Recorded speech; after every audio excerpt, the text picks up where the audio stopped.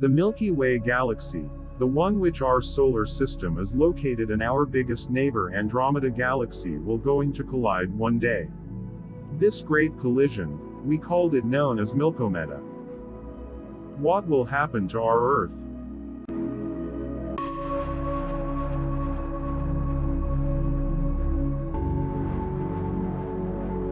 Ever since the universe was created almost a billions of years ago, everything's been on the move: comets, asteroids, planets, stars, and also galaxies. Vesto Slipher was an American astronomer who in the early 1900s, calculated the speed of galaxies. He measured the radial velocity of the Andromeda Galaxy.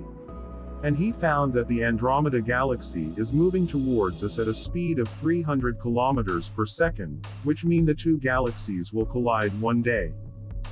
Andromeda Galaxy, which is located 2,500 million light-years away from the Milky Way galaxy, and the collision will take place around 4 billion years from now.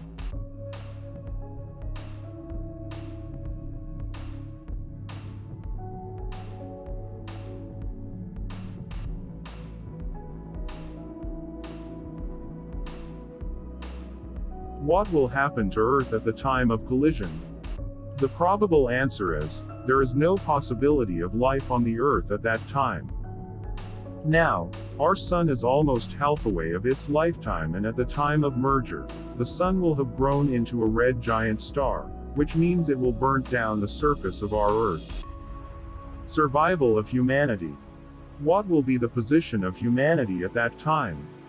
Imagine if Kardashev's scale theory become true. With the immense amount of technological advancement, there is a possibility of humans may become Type 3 or Type 4 civilization. And humans may have the potential to harness the energy in this universe. During that time, humans may have survived in some other planets or other galaxies, and who knows, they may even view this great collision of Milky Way and Andromeda from their planet located far away from our galactic system.